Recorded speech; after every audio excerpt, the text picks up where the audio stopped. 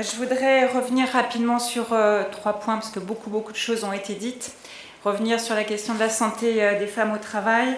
Tiffany disait, c'est un sujet dont on doit vraiment s'emparer, et c'est pour l'ANACT que j'ai la joie et l'honneur de diriger depuis 6 mois. C'est un sujet qui nous tient particulièrement à cœur. Évoquer aussi la question de l'action collective, comment on avance, et puis la question des maladies chroniques évolutives, parce que ce sont effectivement, je pense, maintenant l'un des sujets sur lesquels nous devons, dans leur impact au travail, pouvoir nous y pencher avec aussi l'envie d'avancer. Je suis chargé de mission à la RAC, collègue Marie-Hélène. Merci pour vos témoignages. Merci pour l'éclaircissement du docteur aussi. La présentation était claire. Merci de faire avancer la question des maladies extra-professionnelles au travail.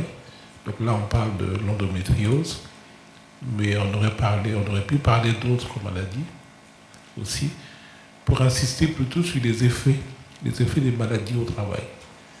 Vous évoquez la douleur, la gêne, la fatigue, sont des effets communs à l'ensemble des maladies chroniques évolutives.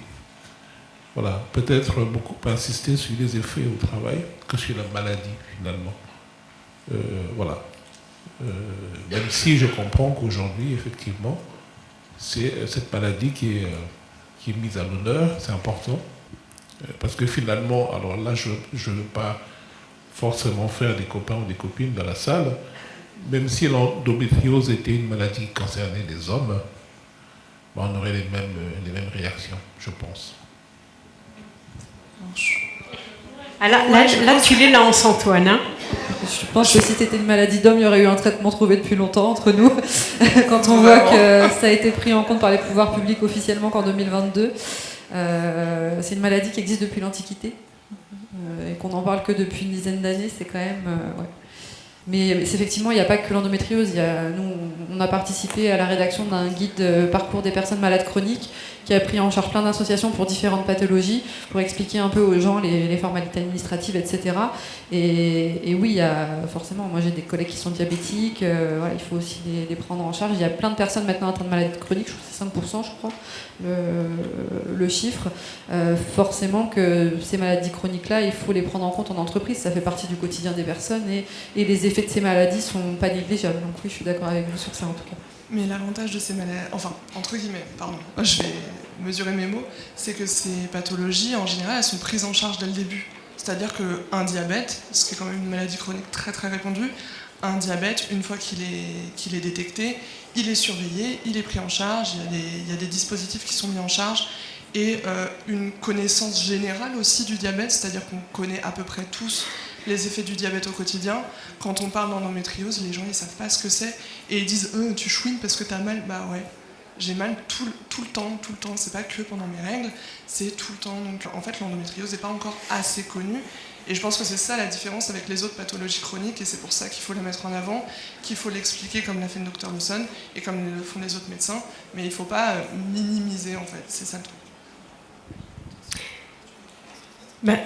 Est-ce que vous voulez dire encore quelque chose sur le sujet ? Il vous a lancé, Antoine, je pense qu'il a fait un petit peu exprès, mais c'était très intéressant. Il a raison, c'est vrai. Tout à fait. C'est parce les que c'est maladies sont concernées, mais on reste dans une maladie de femme. Et il n'y a pas que l'endométriose, il y a les ovaires polykystiques, il y a la congestion pelvienne.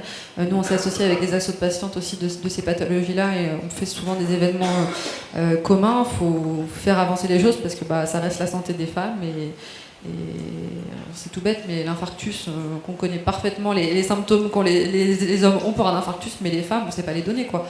Et c'est la première cause de mortalité féminine, donc voilà, il faut vraiment faire un travail sur la santé des femmes en général. Donc la question, c'est pourquoi n'a-t-elle pas voulu faire sa déclaration au RQTH ?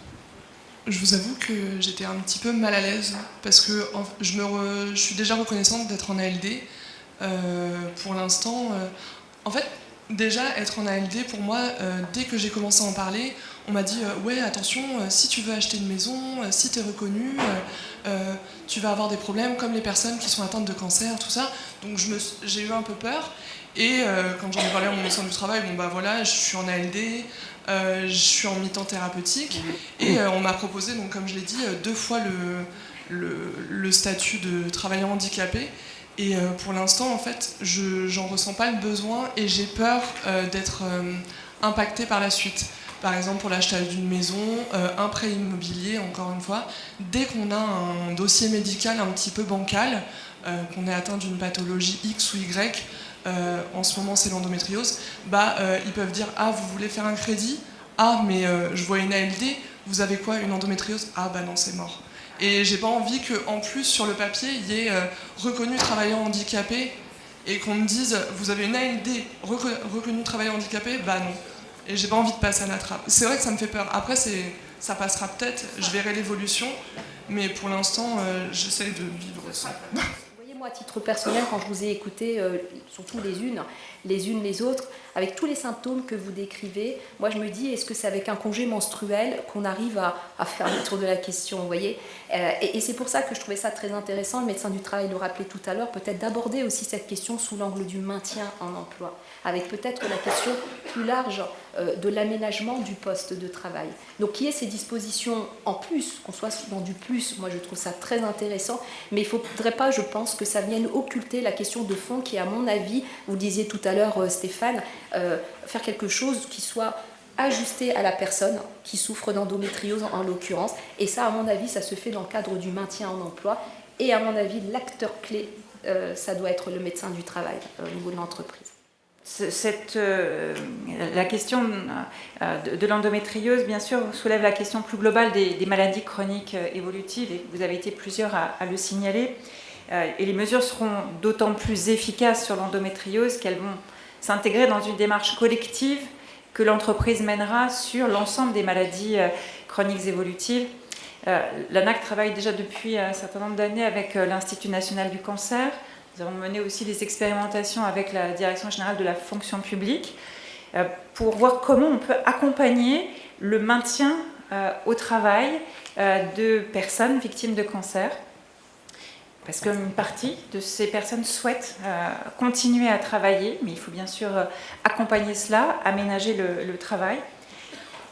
Les maladies chroniques évolutives, c'est à peu près 20% de la population, et c'est surtout 2 fois plus de risque de perdre son travail.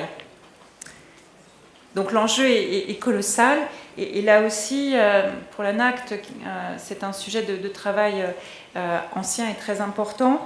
Nous souhaitons mettre en évidence qu'il faut faciliter la prise de conscience sur le maintien en emploi, parce que ça peut être une solution pour les personnes et ça peut être une demande de leur part qui leur permet de ne pas risquer cette désinsertion professionnelle et qui peut être finalement également un facteur de soutien dans la lutte qu'ils et elles mènent contre la maladie. Donc faciliter la prise de conscience sur le fait qu'il n'y a pas que l'arrêt de travail qui peut accompagner la maladie chronique évolutive, et permettre bien sûr aux entreprises, en mobilisant tous les leviers, accompagner les partenaires sociaux pour qu'il y ait une démarche proactive et une réflexion globale sur les solutions en matière d'organisation du travail qui peuvent être mobilisées pour accompagner les personnes frappées par des maladies chroniques évolutives.